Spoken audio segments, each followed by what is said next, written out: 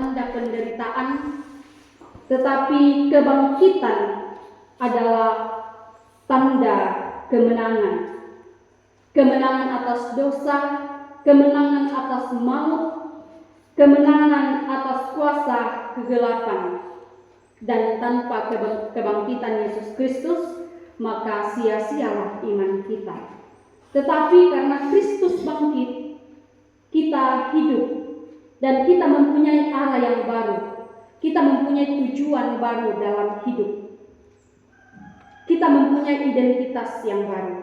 Dan inilah yang ditegaskan oleh Rasul Paulus dalam 2 Korintus pasal 5 ayat 17 bacaan kita saat ini, bahwa setiap orang yang ada di dalam Kristus sudah menjadi ciptaan yang baru.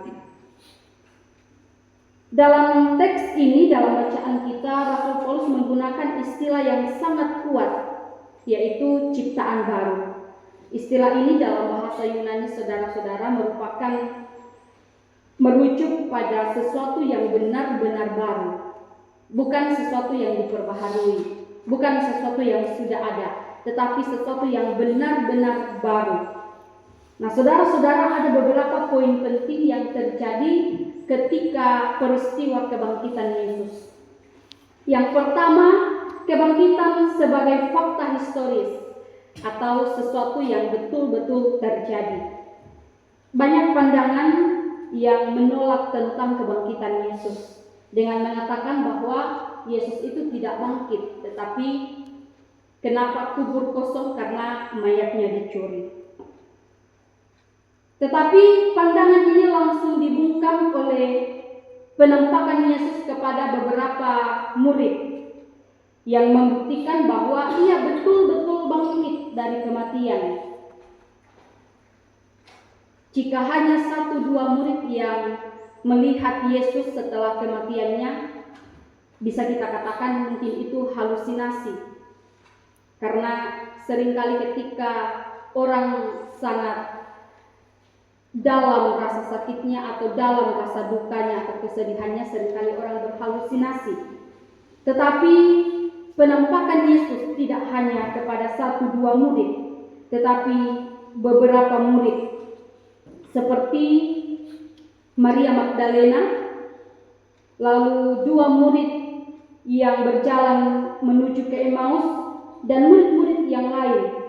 Serta kalau kita lihat dalam 1 Korintus pasal 15 ayat 6, di situ menjelaskan bahwa Yesus menampakkan diri kepada lebih dari 500 orang dalam waktu bersamaan. Ini menjadi bukti bahwa Yesus benar-benar bangkit dan ia hidup dari kematian. Lalu poin yang kedua ialah perubahan sikap dan hati para murid setelah kebangkitan Yesus. Ketika kita melihat kisah kebangkitan Yesus, sebelum kebangkitannya, para murid Yesus ini merasa takut.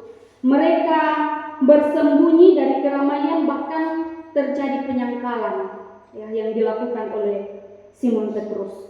Tetapi setelah mereka tahu bahwa Kristus sudah bangkit, ada perubahan yang drastis yang terjadi dari para murid.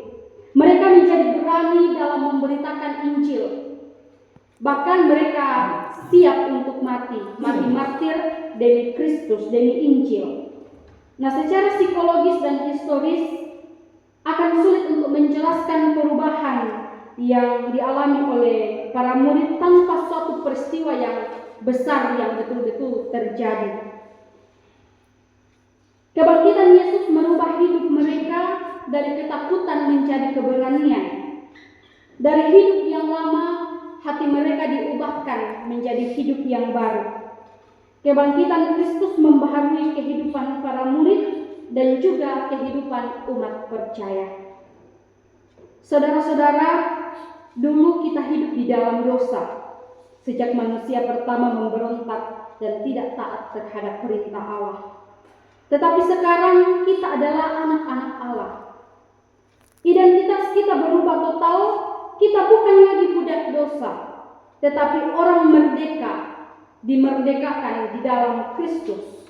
Kebangkitan merubah cara kita berpikir. berpikir, cara kita bertindak, dari yang putus asa menjadi penuh pengharapan, dari yang takut berubah menjadi berani, dari yang duniawi berubah menjadi rohani. Kita yang mengalami kebangkitan Kristus tidak lagi hidup untuk diri kita sendiri, tetapi fokus kita atau pusat kehidupan kita adalah Kristus di dalam Allah. Kita hidup untuk melayani, untuk memberkati, dan untuk memuliakan Tuhan. Saudara-saudara, kebangkitan Yesus Kristus adalah pusat dari iman kita. Dari kebangkitan itu kita hidup dan menjadi lahir baru.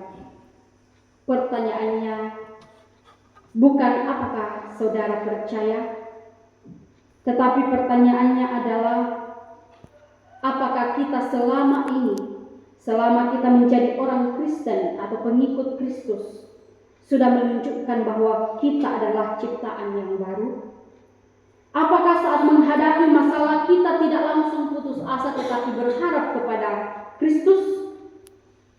Apakah selama ini kita sudah belajar untuk tidak mudah berkata kasar atau menyakiti atau memfitnah saudara kita? Apakah kita sudah belajar untuk menghormati orang tua, menghormati pasangan, suami, istri, dan menghargai keluarga kita? Apakah dalam pergaulan kita tidak ikut di dalam dosa, tetapi menjadi terang bagi orang lain? Saudara-saudara, sebagai manusia, kita mungkin sering jatuh ke dalam dosa. Tetapi sebagai ciptaan yang baru, kita tidak lagi nyaman hidup di dalam dosa. Kita cepat bertobat dari dosa yang kita lakukan dan terus berjuang untuk hidup benar. Karena mengikut Yesus tidak cukup hanya dengan pengakuan iman, tetapi kebangkitannya harus terlihat dalam hidup kita. Hari ini saya mau mengajak saudara-saudara untuk sejenak menundukkan kepala. Mari mengheningkan hati dan diam di hadapan Tuhan.